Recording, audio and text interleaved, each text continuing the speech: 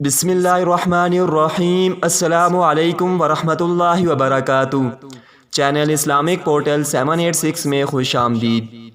ناظرین، جب بھی کسی بیمار کی بیمار پرسی کے لیے جائیں تو نبی اکرم صلی اللہ علیہ وآلہ وسلم کی بتائی گئی یہ دعا پڑھیں۔ نبی اکرم صلی اللہ علیہ وآلہ وسلم نے فرمایا، جو شخص کسی بیمار کی عیادت کے لیے جائے تو اس کے پاس بیٹھ کر یہ دعا 7 مرتبہ پڑھے۔ اسأل اللہ العظیم رب العرش العظیم ان یشفیک۔ میں اللہ سے درخواست کرتا ہوں جو عظمت والا ہے اور بڑی عظمت والے عرش کا مالک ہے کہ وہ تجھ کو شفا عطا فرمائے۔ ناظرین، اللہ تعالیٰ سے دعا ہے کہ اللہ تعالیٰ ہمیں اس پر عمل کرنے کی توفیق نصیب فرمائے۔ ناظرین، اس ویڈیو کو زیادہ سے زیادہ شیئر کریں اور چینل اسلامک پورٹل 786 کو سبسکرائب کریں۔ ملتے ہیں اپنی اگلی ویڈیو میں۔ اللہ حافظ۔